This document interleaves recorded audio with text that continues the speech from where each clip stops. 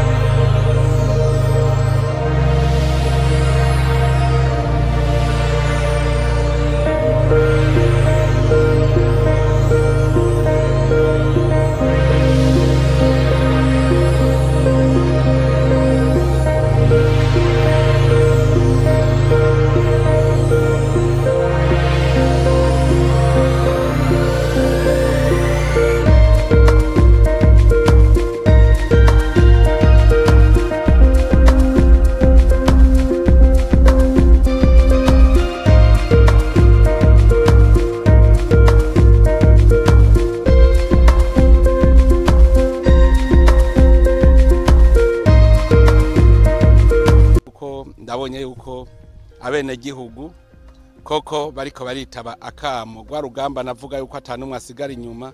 Murabona yuko batanguye kuja ku kivi.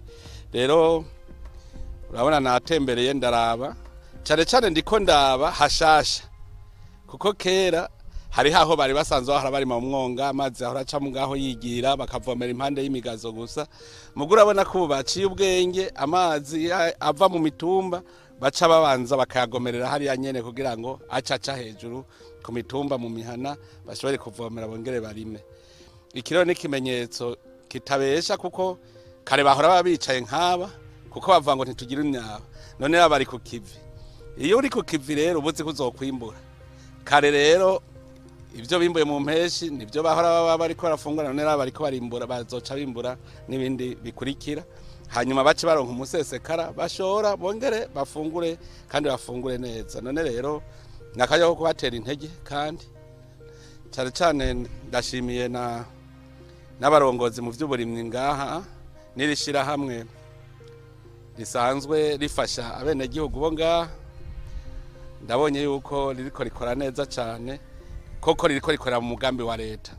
Haba nosaba yuko nandi mashira hamwe yose ajejwe iterambere aya usanga asahirizwa n'abandi bafasha Burundi mu makungu yose ko twokorera mu mugambo umwe tukagira urunani nico twita urunani mu iterambere. Nuvuga baba amashira hamwe baba bene gihugu babe abakozi ba leta. Nkubu ndabonye yuko bimeze neza. Ndashimiye cyane n'abajejwe uburimyi ngaha kuko ndabonye ko baticaye ntibicaye nkabanda batera intege mubandanye muduza akariro. Iyo umuntu ari ku rugamba ntavuga ngo harero ngo bimeze neza ngo nje nicara. Ubu rero niho hageze murumvise ko mwatanguye ikivi. Utanguye ikivi rero ucubandanya gushikaho wa mwasitwa ubukene dutegerezwa kumutuza. Rero ndabashimiye cyane. Hanyuma nabonye nkaho usanga umwene gihugu yarahumirije ataca ariko araha amaboko.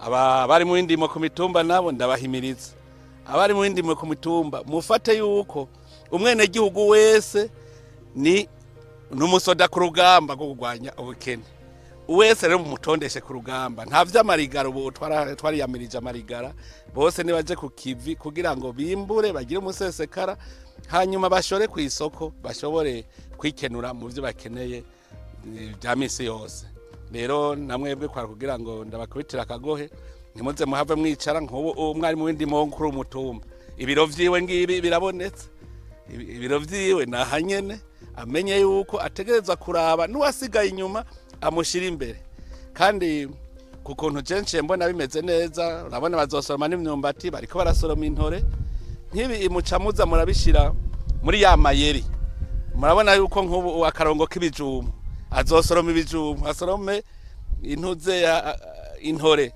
urabona harimwe imyumbati asorome n'imyumbati nkahamuza murabona ko aramayeri turavuga ngo amatongo yaraze mu gihugu cacu je wanje mvuga ko amatongo ntaraga igihe cyose nzombona ivyatsi bitaribwa ku mitumba amatongo ntazobaraga duhindure ivyatsi bitaribwa byose tubihindure ivyatsi biribwa ibiti dutera duze turatera ibiti navyo bibana n'ibiterwa kandi bishikira amazi akagumaho hariho ibiti binywa amazi nkaratusi hajya zizoyatumarira akamazi kandi ubu turabonye ko amazi azimvye turabonye ko ari inzahabu amazi ni inzahabu nico gituma rero ndabateye intege kandi ndabikunze cyane